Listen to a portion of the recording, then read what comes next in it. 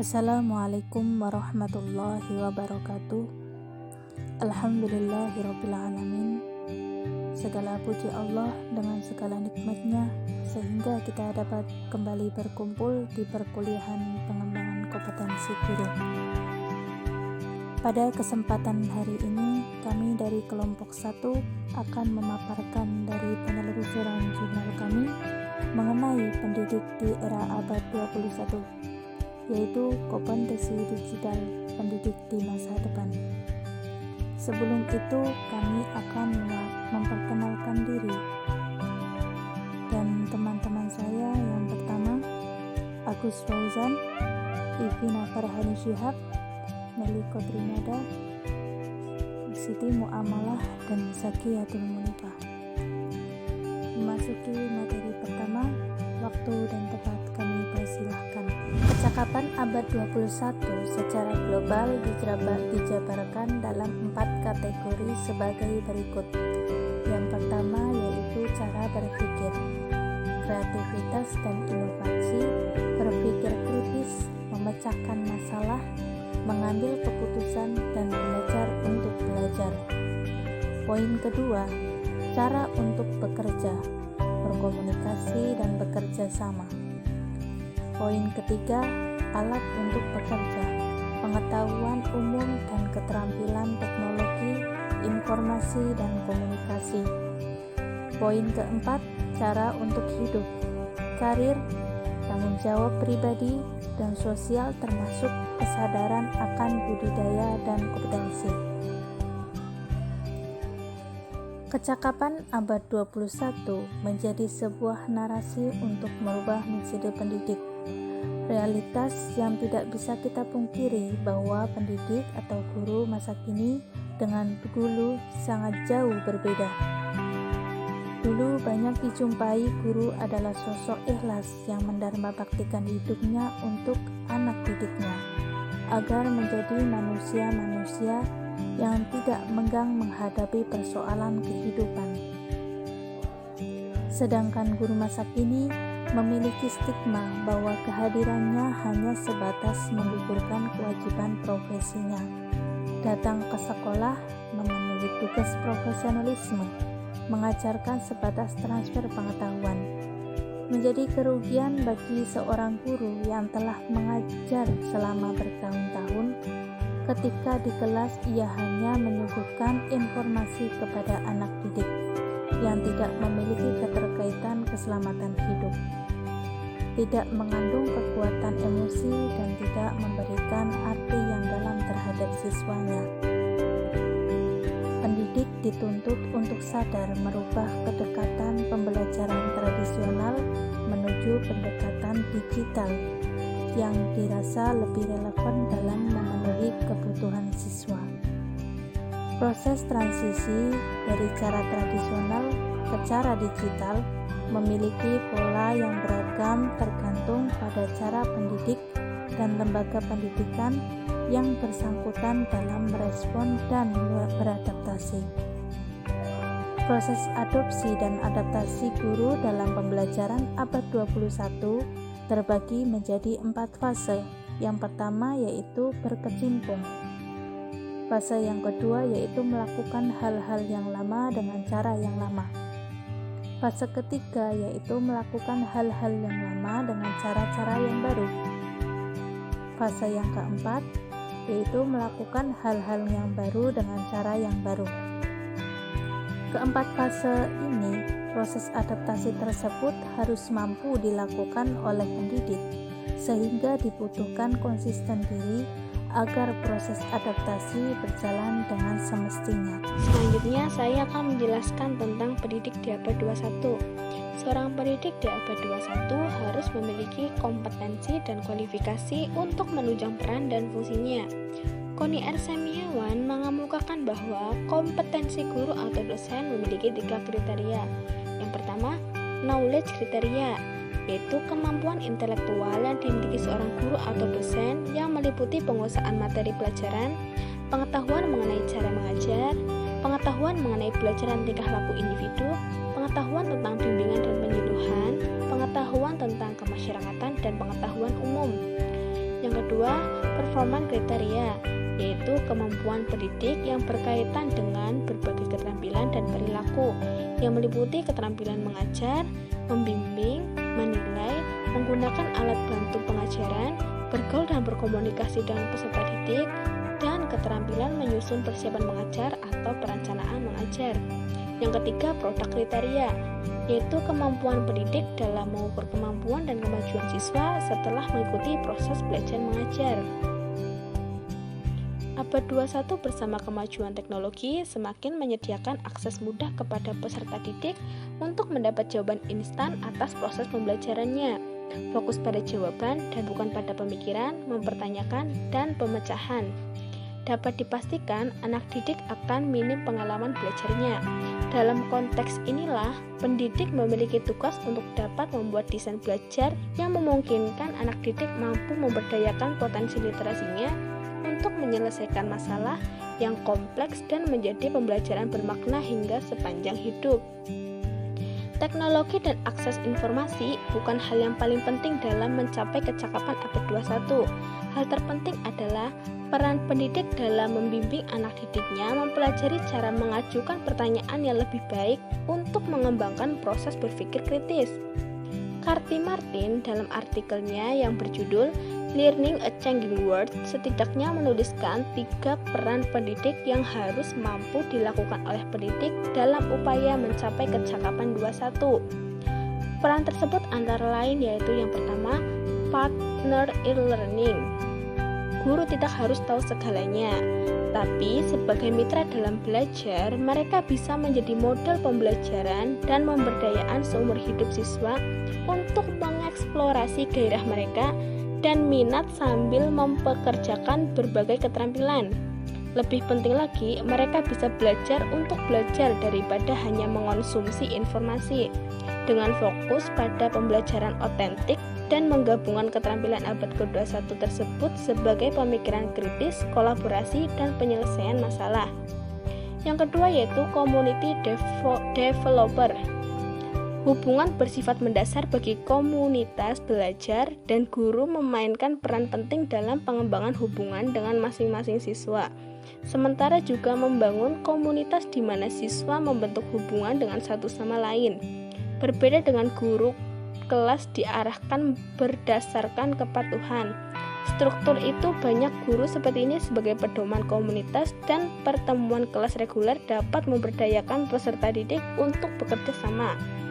Bantu siswa memahami beragam perspektif, memecahkan masalah, dan berkomunikasi efektif satu sama lain. Yang ketiga yaitu aktivator. Kekuatan guru untuk menciptakan pengalaman. Dia terhubung dengan siswa ke komunitas dan sumber daya, dan mengaktifkan agensi mereka untuk mengembangkan keterampilan, pengetahuan, dan disposisi untuk menyelesaikan yang permasalahan.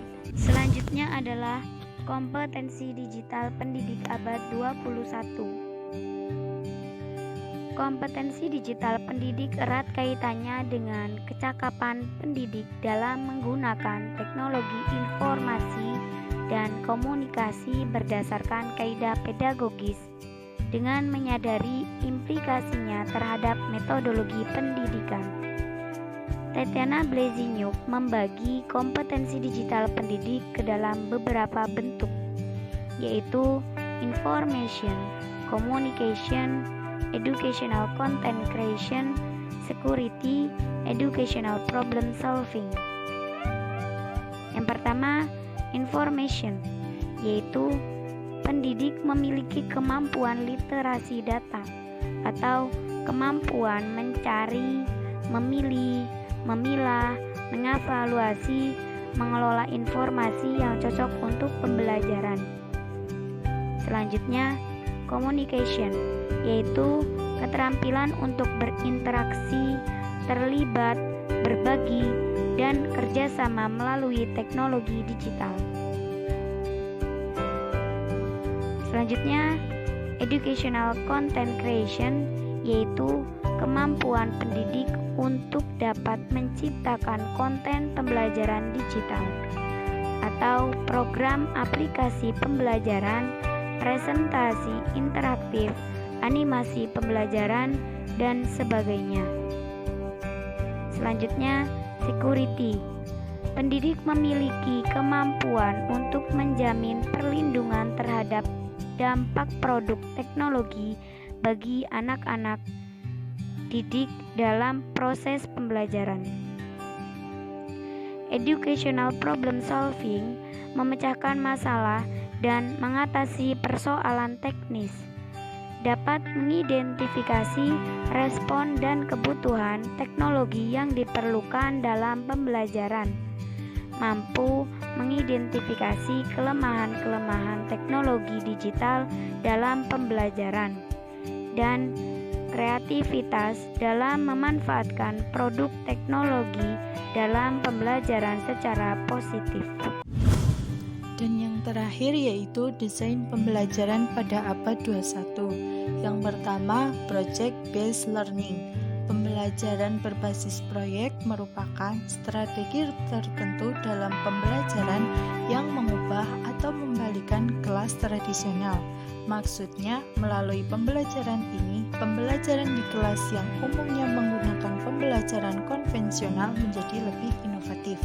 Dalam pembelajaran berbasis proyek, peserta didik melakukan investigasi atau penyelidikan melalui pertanyaan terbuka, menerapkan pengetahuan untuk menghasilkan produk.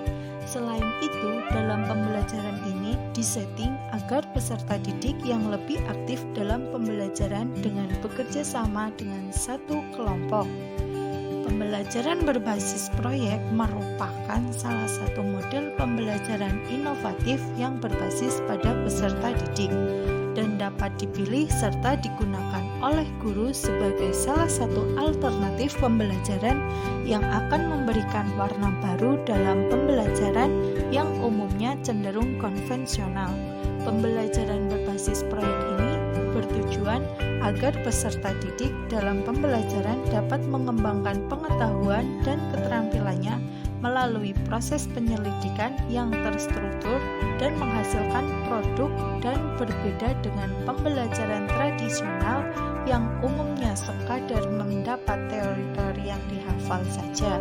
Dengan pembelajaran berbasis proyek, peserta didik dapat pengetahuan dan keterampilan yang bermakna jangka panjang. Yang kedua yaitu problem based learning. Desain pembelajaran problem based learning adalah mempersiapkan siswa untuk berpikir kritis dan analitis, untuk mencari serta menggunakan sumber pelajaran yang sesuai.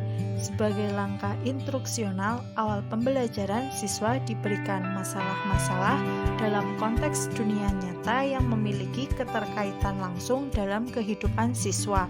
Kemudian siswa diarahkan untuk bekerja sama dalam mengurai permasalahan yang diajukan.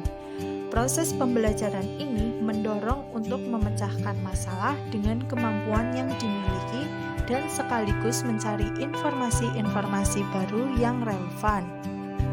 Kelebihan dari metode problem based learning yaitu yang pertama, metode yang efektif untuk memahami isi pelajaran.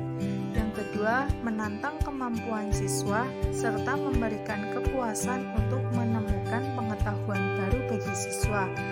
Yang ketiga, meningkatkan aktivitas pelajaran siswa. Yang keempat, mengaplikasikan materi yang selama ini diajarkan ke dalam kehidupan nyata. Yang kelima, belajar bertanggung jawab atas pembelajaran yang dilakukan. Yang keenam, menunjukkan kepada siswa bahwa mata pelajaran yang dipelajari di kelas pada dasarnya merupakan sesuatu yang harus dimengerti, bukan hanya sekedar belajar dari guru atau baca buku. Yang keenam, lebih menyenangkan. Yang ketujuh, mengembangkan kemampuan siswa untuk berpikir kritis dan menyesuaikan dengan pengetahuan baru. Selanjutnya yaitu meningkatkan minat siswa untuk belajar terus-menerus bahkan di luar sekolah. Yang ketiga yaitu cooperative learning. Cooperative learning atau pembelajaran kooperatif adalah suatu model pembelajaran di mana sistem belajar dan bekerja kelompok kecil berjumlah 4-6 orang secara kolaboratif atau yang mempunyai latar belakang kemampuan akademik, jenis kelamin, ras, atau suku yang berbeda, sehingga dapat merangsang peserta didik lebih bergairah dalam belajar. Tujuan pembelajaran kooperatif setidaknya meliputi 3 tujuan pembelajaran, yaitu hasil belajar akademik, penerimaan terhadap keragaman, dan pengembangan keterampilan sosial. Pembelajaran ini tentunya akan menunjang kecakapan anak didik untuk bekerja sama dan berkolaborasi. Metode pembelajaran cooperative learning mempunyai manfaat-manfaat yang positif apabila diterapkan di ruang kelas. Beberapa keuntungannya antara lain mengajarkan siswa menjadi percaya pada guru, kemampuan untuk berpikir, mencari informasi dari sumber lain dan belajar dari siswa lain, mendorong siswa untuk mengungkapkan idenya secara verbal dan membandingkannya dengan ide temannya, dan membantu siswa belajar menghormati siswa yang pintar dan siswa yang lemah, juga menerima perbedaan ini.